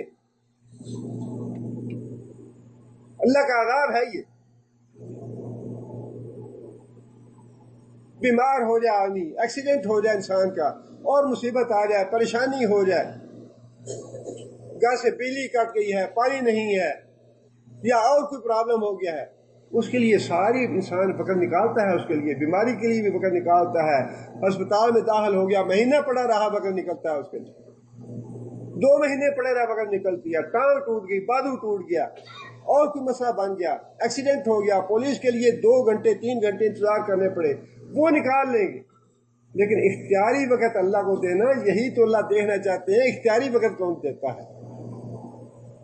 اپنی مرضی سے، اپنی خوشی سے مجھے وقت کون دیتا ہے؟ اور پھر نبی صلی اللہ علیہ وسلم نے یہ بات بھی ارشاد فرمائی کہ جو لوگ مسجد میں آ کے مسجد میں بیٹھتے ہیں اور مسجد میں بیٹھ کے اگلی نماز کا انتظار کرتے ہیں، مسجد میں بیٹھ کے اگلی نماز کا انتظار کرتے ہیں، اس کو مسلسل نماز پڑھنے کا ثواب ملتا ہے. انتظار کرنے والے کو مسلسل نماز پڑھنے کا ثواب ملتا رہتا ہے. اور پھر نبی صلی اللہ علیہ وسلم نے یہ بات بھی ارشاد فرمائی کہ جو آدمی مسجد میں زیادہ وقت اپنا گزارتا ہے، قیامت کے دن کو صراط پہ ثابت قدمی نصیب ہوگی اس کو. کو صراط کا تو نام سن کے ہی انسان کا دل کانپ جاتا ہے. بات سے باریک، تلوار سے تیز، اور مکمل تاریکی میں مکمل تاریکی میں کوئی ہے مائی کا لال جو ایک قدم بھی رکھ سکے؟ ایک قدم بھی اللہ کی رحمت کے بغیر، اللہ کے فضل کے بغیر، اللہ کے احسان کے بغیر ایک قدم بھی پل صراط پہ رکھنا ممکن نہیں ہے۔ اور اگر اللہ تعالیٰ کسی عمل کو، نبی صلی اللہ علیہ وسلم کسی عمل کو یہ بتا دیں کہ یہ عمل ایسا ہے جسے پل صراط پہ ثابت کرنی نصیب ہوگی، کون ہے جو نہیں کرنا چاہے گا؟ وہ فرمایا کہ جو آدمی زیادہ سے زیادہ وقت مسجد میں گزارتا ہے، اس اعتبار سے ذرا اندازہ لگائیے کہ اعتکاف کا ثواب کتنا زیادہ ہے، اعتکاف کرنے کا ثواب کتنا زیادہ ہے۔ اگر انسان کو زیادہ وقت نہ ملے، اگرچہ 10 دن مسنون ہے اعتکاف کرنا، 10 دن نہ مل سکے تو انسان کو جتنا بھی وقت مل سکے، 2 دن مل سکیں، 3 دن مل سکیں، 4 دن مل سکیں، حتیٰ کہ 1 دن بھی ملے، اعتکاف کی نیت سے انسان مسجد کے اندر داخل ہو جائے، وہ بھی اس کے لیے باعث اجر و ثواب ہوگا۔ حضرت عمر نے نبی صلی اللہ علیہ وسلم کو بتایا، یا رسول اللہ زمانہ جاہلیت میں میں نے 3 دن اعتکاف کرنے کی نیت کی تھی، کیا وہ کروں یا نہ کروں؟ فرمایا کرو، وہ 3 دن کا اعتکاف بھی ہے۔ لیکن یہ بھی نصیب جو ہے وہ اللہ کی توفیق سے اور اللہ کے فضل سے ہوتا ہے۔ ہر طرح کے نمازی ہوتے ہیں جن کا دل مسجد کے ساتھ اٹکا ہوا ہے، مسجد سے لگا ہوا ہے، مسجد میں آ کے ایسے محسوس کرتے ہیں جیسے جنت میں داخل ہو گئے ہیں، راحت محسوس کرتے ہیں، سکینت محسوس کرتے ہیں، اللہ کی نازل ہوتی ہوئی رحمت جو ہے وہ محسوس ہوتی ہے۔ اور ایسے نمازی بھی ہوتے ہیں کہ ادھر سلام پھیرا ادھر سلام پھیرا، فوراً اٹھ کے بھاگے، جیسے آگ کے انگارے میں بیٹھے ہوئے تھے۔ ہر طرح کے نمازی ہیں۔ فرمایا کہ جو آدمی فرض نماز پڑھ کے وضو کے ساتھ وہیں بیٹھا رہے، جب تک وہ بیٹھا رہے گا فرشتے اس کی مغفرت کی دعا کرتے رہے۔ اللہ نے مغفرت کے بہانے تو بڑے بنا دیے ہیں۔ ظاہر ہے فرشتہ جو ہے اللہ کی اجازت سے دعا کرے گا مغفرت کی، اور جب فرشتہ دعا کرے گا مغفرت کی تو اللہ قبول بھی فرمائیں گے اس کی دعا۔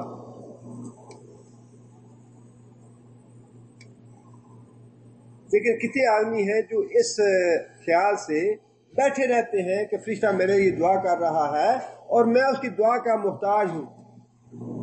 یہ جتنے بھی ہم کہتے ہیں نہیں دعا کرو دعا کرو دعا کرو، یہ بات تو سارے کی بات نہیں ہے، لیکن اکثریت کی یہ ہے کہ چونکہ وہ خود عمل نہیں کرنا چاہتے، اللہ نے ہاتھ پاؤں دیے ہیں، اللہ نے زبان دی ہے، شعور دیا ہے، اللہ نے روکا نہیں ہے، لیکن اپنی بے عملی کی وجہ سے اچھا جی فلاں نیک ہے، فلاں نمازیں پڑھتا ہے، فلاں قرآن پڑھتا ہے، فلاں اچھا ہے، اس سے کہتے ہیں دعا کرے ہمارے لیے۔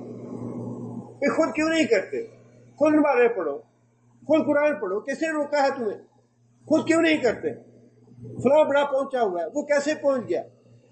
وہ بھی نمازوں سے پہنچا ہے، وہ بھی قرآن سے پہنچا ہے، نبی صلی اللہ علیہ وسلم کی اتباع سے پہنچا ہے، تم خود کیوں نہیں پہنچتے؟ سب یہ بے عملی کے بہانے ہیں۔ کوشش یہ کریں اللہ سے تعلق اپنا خود بنائیں۔ اللہ کے رسول نے تو اپنی طرف بھی یہ بات نہیں کہی کہ مجھے پوجو یا تمہارا دھیان میری طرف ہونا۔ یہ اللہ تعالیٰ معاف کرے، ایسے ایسے عقیدے پتہ نہیں کہاں سے بنا دی۔ جب تک شیخ کا تصور نہیں ہوگا نماز میں، نماز قبول نہیں ہوتی۔ اللہ کے رسول نے تو اپنے بارے میں یہ نہیں کہا کہ نماز پڑھتے ہوئے میرا خیال رکھ۔ کیسی گمراہی ہے، کیسی ہلاکت اور بربادی ہے، کہاں سے یہ مسئلے بنا لیے ہم۔ دنیا کمانی ہے، 100 طریقے ہیں دنیا کمانے کے، کسی اور طریقے سے کما لو۔ جہنم کی آگ کیوں کھاتے ہو؟ لوگوں کو گمراہ کیوں کرتے ہو؟ جو مسئلہ قرآن حدیث میں نہیں ہے کیوں بتاتے ہو لوگوں کو؟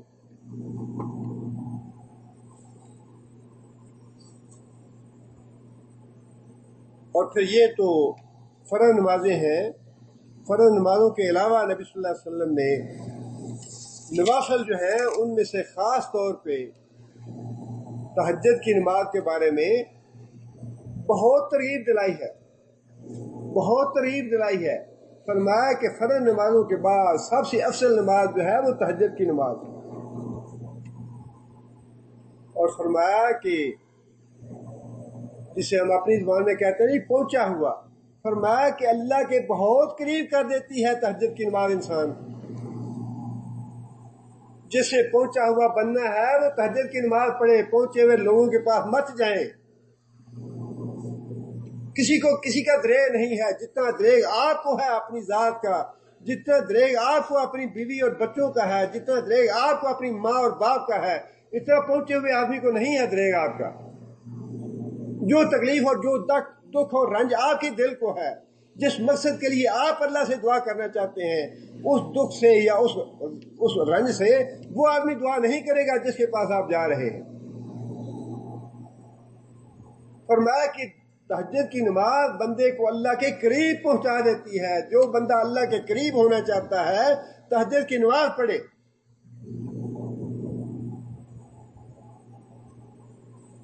और फिर फरमाया कि जो आदमी तहज्जुद की नमाज पढ़ता है अल्लाह ताला उसको ज़ाकिरीन में लिख लेते हैं, ज़ाकिरीन में लिख लेते हैं, अल्लाह का जिक्र करने वाला है। और फरमाया कि गुनाहों को मिटाने वाली है तहज्जुद की नमाज। और सलामती के साथ, अमन के साथ, बगैर किसी पूछे, बगैर किसी एहतसाब के साथ तहज्जुद की नमाज जन्नत में ले जाने वाली है। फरमाया अफ्शुस्सलाम वातिमुत्तआम वसलुल अरहाम वसल्लू बिल्लैल वन्नासु नियाम। जब दूसरे लोग सो रहे हों, बीवी सो रही है, बेटे सो रहे हैं, माँ सो रही है, बाप सो रहा है, फरमाया उसके उस वक्त तहज्जुद की नमाज पढ़ो, बड़े आराम से बगैर पूछे हिसाब की जन्नत में चले जाओगे। तदखुलुल जन्नत बिस्सलाम, सलामती के साथ जन्नत में दाखिल हो जाओगे।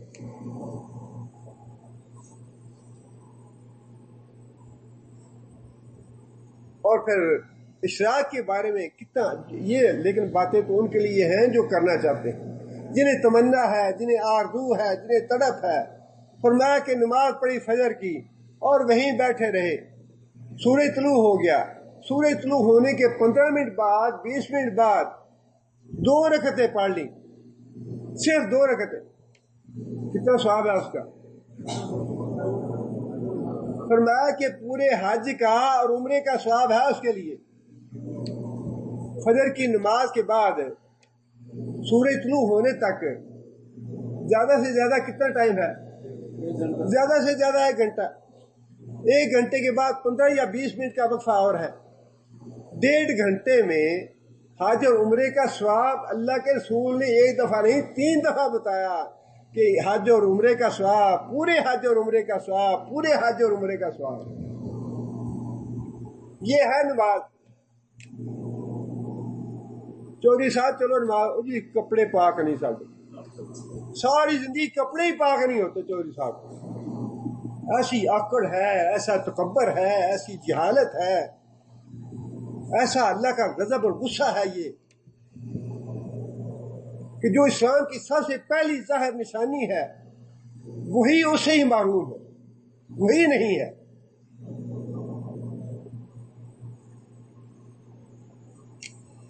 और दूसरी बात फरमाया कि आतम ज़कात, कि इस्लाम की तीसरी निशानी जो है वो ज़कात है। जब तक ज़कात नहीं दोगे, ज़कात जो है ये मुसलमानों की मईशत जो है ना, ये ऐसा निज़ाम मईशत है इस्लाम का कि इस्लामी निज़ाम मईशत में न कोई गरीब रहता है, न भूखा रहता है, खा कोई यतीम है या बेवा है, कोई भी इस्लामी निज़ाम मईशत में बशर्ते के फिर वाकई हो।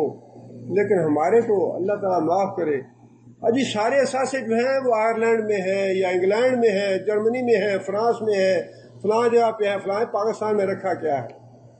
ना ज़कात है, सूद पे सूद है, लेकिन ज़कात की बात नहीं है। इतने इतने बड़े बड़े जागीरदार और सरमायादार लोग मौजूद हैं, अगर वो अपनी ज़कात निकाल लें तो पूरे पाकिस्तान में कोई आदमी भूखा और गरीब न रहे। بے حد و احساس سرمایہ داروں کو جاگیرداروں کو اپنی اپنی جاگیروں اور سرمایوں کا پتہ نہیں کتنی کتنی جاگیر ہے، کتنا کتنا سرمایہ ہے ہمارا، لیکن زکوٰۃ کا حساب لگانے سے ڈرتے ہیں۔ اللہ کتنی زکوٰۃ ہے؟ 2.5% اللہ نے رکھی ہے۔ اللہ نے دیا ہوا، اللہ کا دیا ہوا مال ہے، اللہ چاہتے تو فرماتے کہ 50% ہے زکوٰۃ، جتنا مال میں نے دیا ہے یہ 50% نکالو اس کا۔ جس طرح حضرت ابراہیم کو حکم دے دیا تھا کہ قربانی بیٹے کی چاہیے، اللہ چاہتے تو یہ حکم ہمارے لیے بھی باقی رکھ سکتے تھے کہ جو پہلا بیٹا ہو پیدا تمہارا، بڑا بیٹا ہے، اس کو میرے لیے قربان کرو، پھر بعد میں دوں گا تمہیں، وہ تمہارے ہوں گے، پہلا میرا ہوگا۔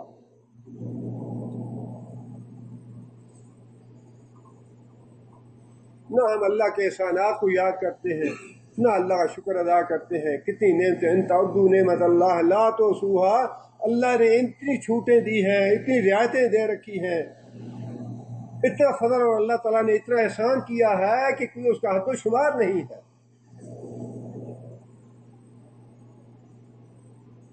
لیکن اس کے مقابلے میں ہماری نالائکیوں کا، ہمارے گناہوں کا، ہماری حماقتوں کا بھی کوئی شمار نہیں ہے۔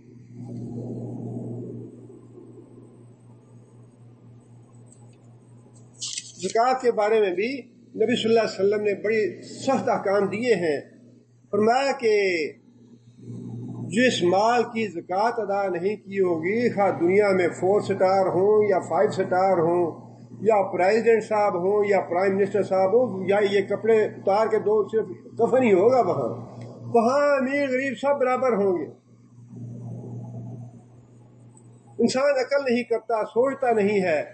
اللہ تعالیٰ نے تو منظر دنیا میں بھی دکھا دیا کہ جس نے میرے گھر میں آنا ہے، خواہ پریزیڈنٹ ہے یا جنرل ہے یا کرنل ہے، جو بھی ہے، یہ اپنے فیتے وہاں رکھ کے آؤ گھر میں، یہ گورنریاں وزارتیں اپنے گھروں میں رکھ کے آؤ میرے پاس 2 کپڑے پہن کے، جن 2 کپڑوں میں جانا ہے تم نے اللہ کے پاس۔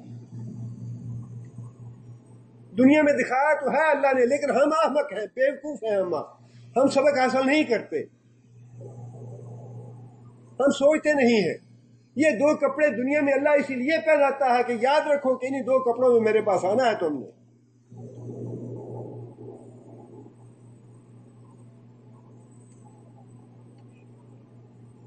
فلاں جگہ محل بنا رکھا ہے، فلاں جگہ محل بنا رکھا ہے، اور اپنی آنکھوں سے دیکھتے ہیں کہ سونے کا پسل بنا رکھا ہے، مطلب وہ کام نہیں آیا، گھسیٹ کے انہوں نے اسی وقت گولی مار دی۔ نہیں مجھے نہ مارو، مجھے بڑی تکلیف ہوتی ہے۔ جنہیں تم مارتے رہے ہو وہ بندے نہیں تھے، انہیں تکلیف نہیں ہوتی۔ آج عدالت میں جاتے ہوئے تمہاری بےعزتی ہوتی ہے کہ میرے سٹار لگے ہوئے ہیں، اور جس مدرسے میں تم نے سینکڑوں بچیوں کو مروا دیا وہ کسی کی بیٹیاں نہیں تھیں، انہیں تکلیف نہیں ہوتی، وہ انسان نہیں تھے۔ تمہاری اتنی بھی بےعزتی ہوتی ہے کہ عدالت میں جاتے ہوئے تمہیں تکلیف ہے۔ یہ دنیا میں کر لو جو کرنا ہے، ایک وقت آنے والا ہے 2 چادروں میں جاؤ گے، اور یہ 2 چادریں بھی اللہ اتار کے پیدا کریں گے، یہ 2 چادریں بھی نہیں اللہ رہنے دیں گے۔ پتہ نہیں چلے گا کون پریزیڈنٹ تھا، کون جرنیل تھا، کون کرنیل تھا، کون وزیر تھا، کون کیا تھا، کون فقیر تھا، کون امیر تھا، کون غریب تھا، یہ پتہ نہیں چلے گا۔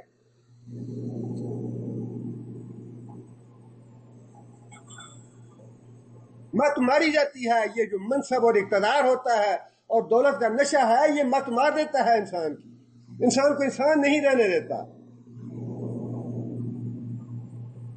فرمایا جسے زکوٰۃ ادا نہ کی، قیامت کے دن یہی مال انسان کا سانپ بن کے اس کے گلے میں ڈال دیا جائے گا، جو اس کو ڈستا رہے گا۔ کب تک ڈستا رہے گا؟ یہ حشر کے میدان کی بات ہے۔ قبروں سے اٹھنے کے بعد سب سے پہلے حشر کے میدان میں جائیں گے، اور حشر کے میدان میں کتنی دیر کھڑے رہنا ہے؟ 50,000 سال یا 5,000 سال حشر کے میدان میں رہنا ہے، اور یہ سزائیں جو نبی صلی اللہ علیہ وسلم نے بتائی ہیں یہ حشر کے میدان کی ہیں۔ فرمایا جن جانوروں کی زکوٰۃ ادا نہیں کی ہوگی، حشر کا جتنا بھی زمانہ ہوگا، اپنے مالکوں کو اپنے پاؤں تلے کچلتے اور رونتے رہیں گے بار بار روندیں گے، بار بار 50,000 سال تک روتے رہیں گے۔ انا کنزک وانا مالک، میں تیرا مال ہوں، میں تیرا خزانہ ہوں۔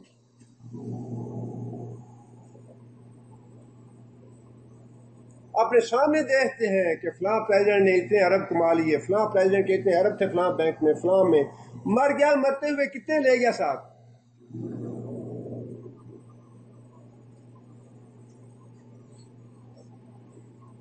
ہر آدمی کا یہی معاملہ ہے، جتنے مرضی جمع کر لو، اولاد رہے گی آسانی سے، اولاد عیش کرے گی، اولاد کو کمانا نہ پڑے۔ یہی بات ہوتی ہے نا کہ میری اولاد سکھی رہے۔ اولاد تو سکھی رہے گی، خود جہنم میں چلے جاؤ۔ اولاد جہنم میں جاتی ہے تو جائے نا، میں کیوں جہنم میں جاؤں؟ میں جنت میں جاؤں گا، جنت میں جانے والے کام کروں گا۔ اگر میری اولاد میرے پیچھے نہیں آتی، جہنم والے کا، یہ عمر بن عبدالعزیز کی بات ہے۔ یہ جب فوت ہونے لگے تو لوگوں نے کہا کہ عمر بن عبدالعزیز تم نے سارا کچھ چھین لیا اپنے خاندان سے، سب کچھ تم نے جاگیریں واپس لے لی، جاتے ہوئے اپنے بچوں کے نام تو کچھ لگا جاؤ، بچوں کو تو کچھ دے جاؤ، جو تمہارے اپنی بیٹے ہیں، اپنی اولاد ہے، اس کے نام تو کچھ لگا دو۔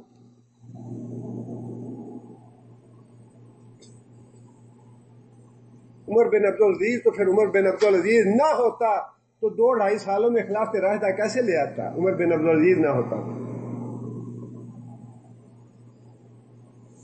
جس دن بادشاہ بنا تھا اسی دن بیوی سے کہہ دیا کہ یہ ہار جو تم نے پہنا ہوا ہے یہ ہار عزیز ہے تو اس گھر سے چلی جاؤ، اور اگر میں عزیز ہوں تو اس ہار کو بیت المال میں جمع کرا دو۔ حرام کا نہیں تھا، حلال کا تھا وہ ہار، گھر والوں کا دیا ہوا تھا، اس کی وراثت کا ہار تھا، وہ جائز ہار تھا وہ۔ لیکن دولت دنیا کی وجہ سے کہا کہ یہ دولت جو ہے، میں بادشاہ ہوں مسلمانوں کا، امیر المومنین بنا گیا ہے مجھے، میں نے حساب دینا ہے لوگوں کو، میں تمہارے گلے میں یہ ہار نہیں دیکھنا چاہتا۔ ہار رکھنا ہے تو گھر سے چلی جاؤ، اور اگر یہاں رہنا ہے، گھر میں رہنا ہے، تو ہار کو بیت المال میں بھیج دو۔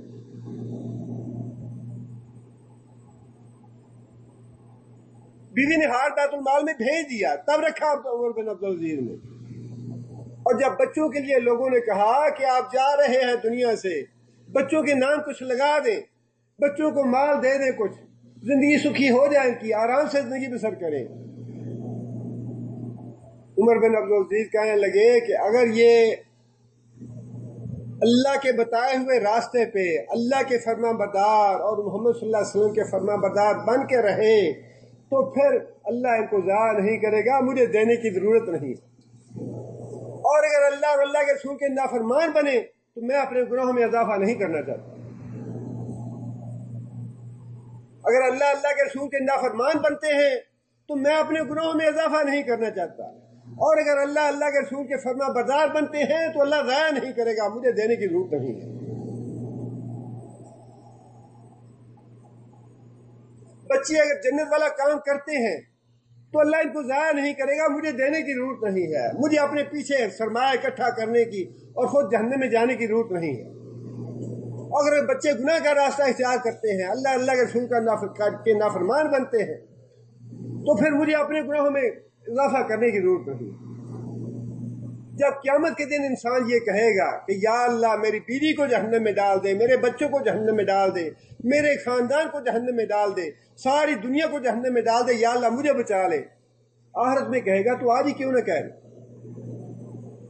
میں کیوں حرام کھاؤں بچوں کی وجہ سے، میں کیوں حرام کماؤں بیوی کی وجہ سے، میں کیوں حرام کماؤں اپنے خاندان کی وجہ سے، جتنی چادر اللہ نے مجھے دی ہے میں اتنا پاؤں پھیلاؤں۔ جو بات قیامت کے دن کہنی ہے وہ آج ہی کیوں نہ کہہ لیں، اور بچوں کو بھی بتا دیں کہ بچوں بات یہ ہے کہ جو بات قیامت کے دن ہونی ہے وہ بات آج ہی کہہ لو، تم بھی آج ہی سمجھ لو تم بھی۔ اگر اللہ اللہ کے رسول کے فرمان بردار بن کے رہو گے تو اللہ ضائع نہیں کرے گا، اور اگر اللہ اللہ کے رسول کے نافرمان بنو گے تو پھر باپ کو جہنم میں بھیجنے کی ضرورت نہیں ہے، باپ جہنم میں کیوں جائے؟ جو گناہ کرتا ہے وہ گناہ کا سزا بھگتے، میں کیوں اس کی سزا بھگتوں؟ اولاد کی محبت اپنی جگہ پہ، لیکن اس محبت کی وجہ سے جہنم میں جانا جو جائے گا سب سے بڑا احمق. محبت کرو اپنی اولاد سے، لیکن اتنی محبت کرو جتنی شریعت اجازت دیتا ہے. اللہ کے رسول منع نہیں کرتے اولاد سے محبت کرنے سے. اللہ کے رسول نے خود بھی محبت کی اپنی اولاد سے، اتنی محبت کی کہ یہاں تک پتا تھا کہ صحابی نے دیکھا نبی صلی اللہ علیہ وسلم بھوکے ہیں، آواز میں بڑی نکاہت ہے. صحابی کھانا پکا کے لے آیا، یا رسول اللہ آپ ناول فرمائیں. فرمایا کہ یہ روٹی کا ٹکڑا ایک لے جاؤ، میری بیٹی کو جا دے دو، وہ بھی 3 دن سے بھوکی ہے. لیکن جب بیٹی نے کہا ابا جی ہمیں بھی ایک دے دے غلام نوکر جو ہمارے کام کر دے، میرے ہاتھوں پہ چھالے پڑ گئے ہیں، تو کیا فرمایا آپ نے؟ بیٹی کیا تمہیں میں ایسی اچھی بات نہ بتاؤں؟ جب سونے لگو تو 33 دفعہ سبحان اللہ، 33 دفعہ الحمدللہ، 33 دفعہ اللہ اکبر پڑھ کے سو، وہ اس سے اچھا ہے. یہ ہے تربیت اولاد. یہ نہیں کہ نبی صلی اللہ علیہ وسلم کو محبت نہیں تھی اپنی اولاد سے، سب سے زیادہ محبت تھی نبی صلی اللہ علیہ وسلم کو، لیکن نبی صلی اللہ علیہ وسلم نے بگاڑا نہیں اولاد کو. نہ اس کی تعلیم دی ہے کہ بگاڑو اولاد کو اپنی محبت کی وجہ سے.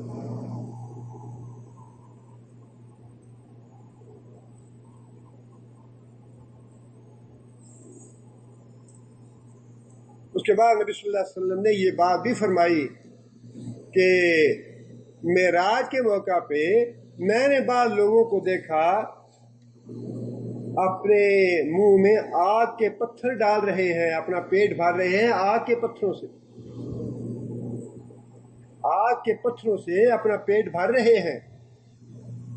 تھوہر کا درخت آپ نے دیکھا ہے، کانٹے دار درخت ہوتا ہے، جہنمیوں کی غذا ہے. جہنم میں تھوہر کھا رہے ہیں اور کانٹے کھا رہے ہیں.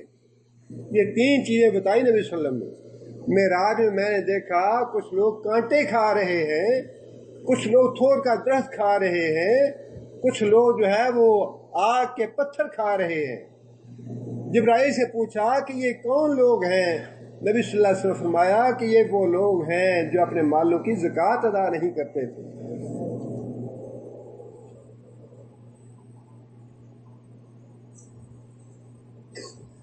اور قرآن مجید میں یہ فرمایا اللہ تعالیٰ نے کہ تمہارا یہ سونا چاندی جس کی زکوٰۃ نہیں نکالتے، تمہارا یہ مال، تمہارے ریال اور ڈالر اور روپے جو بینکوں میں پڑے رہتے ہیں سارا سال، سود لیتے رہتے ہیں، اس پہ زکوٰۃ نہیں دیتے اس کی.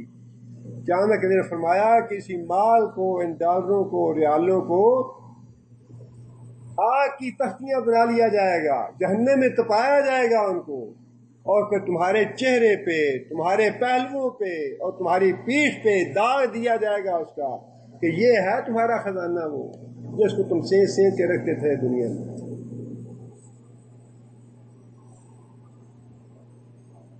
نماز کے بغیر بھی اسلام قبول نہیں، زکوٰۃ کے بغیر بھی اسلام قبول نہیں، اور محض ایمان اور توبہ جو ہے یہ ایک مخفی علامت ہے، اللہ جانتا ہے اس کا معاملہ کیا ہے. لیکن اسلام جو ہے ظاہری علامتیں بھی چاہتا ہے، اور ظاہری علامت جو ہے وہ زکوٰۃ اور نماز. لہٰذا اللہ تعالیٰ نے یہ بات ارشاد فرمائی کہ فَإِن تَابُوا، اگر یہ مشرک اور کافر توبہ کر لیں، وَأَقَامُوا الصَّلَاةَ، نماز پڑھنی شروع کر دیں، وَآتَوُا الزَّکَاةَ، زکوٰۃ دینی شروع کر دیں، فَخَلُّوا سَبِیلَهُمْ، پھر ان کا راستہ مت روکو، پھر لڑائی مت کرو ان سے.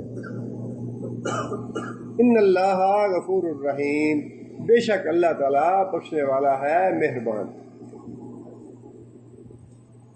رمضان کے مہینے میں خاص طور پہ ہمیں اہتمام کرنا چاہیے. اس آیت میں میں نے 3 باتوں پہ خاص طور پہ کنسنٹریٹ کیا ہے، اور ہمارا کیونکہ باقی جو مسائل اور احکام ہیں وہ اصل میں حکومتوں کے کرنے والے معاملات ہیں، معاہدات ہیں قوموں سے، علماء کے ہیں، فضلاء کے ہیں، اور جو ذمہ دار لوگ ہیں. ہمیں تو ان چیزوں پہ کنسنٹریٹ کرنا چاہیے جن کا تعلق ہماری زندگی کے ساتھ ہے، جن کے بارے میں ہم سے سوال ہوگا. اس لیے 3 باتوں پہ خاص طور پہ میں نے کنسنٹریٹ کیا ان آیتوں میں۔ ایک بات تو یہ ہے کہ وعدہ پورا کریں، اگر وعدہ پورا نہیں کر سکتے تو وعدہ نہ کریں، کبیرہ گناہ ہے یہ۔ اور اسی طرح کے گناہ جو ہیں آہستہ مل مل کے ہماری زندگیوں کو جہنم کی آگ بنا دیتے ہیں، تلخ بنا دیتے ہیں ہماری زندگیوں کو۔ مصائب و آلام اور پریشانیاں انہی چھوٹی چھوٹی باتوں کی وجہ سے آتی ہیں۔ ہم کہتے ہیں جی گناہ کیا تو کوئی نہیں، پتہ نہیں کیوں یہ مصیبت آ گئی، کیوں یہ تکلیف آ گئی، حالانکہ گناہ کیے ہوتے ہیں۔ یہ کہنا ہی غلط ہے جی گناہ نہیں کیے، یہ کہنا ہی گناہ ہے۔ اپنے گناہوں کا ہر وقت اعتراف کرنا چاہیے کہ میں گناہ گار ہوں، مجھ سے بہت گناہ ہوئے ہیں، اللہ سے توبہ کرنی ہے، اللہ سے استغفار کرنا ہے۔ اس لیے وعدے پہ بہت احتیاط کریں، اس معاملے میں وعدہ کریں تو پورا کریں، اور پورا نہیں کر سکتے تو وعدہ نہ کریں۔ اور دوسری بات جس پہ خاص طور پہ کنسنٹریٹ کیا میں نے وہ یہ ہے کہ نماز کے بغیر دین نہیں ہے۔ نماز کے بعد نبی صلی اللہ علیہ وسلم نے فرمایا کہ اس کا انجام ہارون اور قارون اور فرعون کے ساتھ ہے۔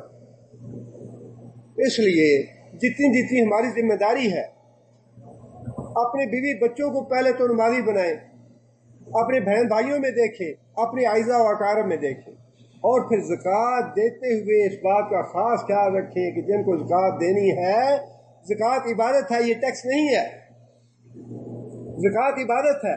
جس طرح عبادت ہے نماز اور روزہ، اسی طرح زکوٰۃ عبادت ہے۔ یہ نہیں لگے گی اگر غیر جو شرعی جگہ ہے اس پہ آپ لگا دیں گے۔ ہسپتالوں میں نہ دیں زکوٰتیں، مدرسوں میں زکوٰتیں نہ دیں، جو دنیاوی مدرسے ہیں۔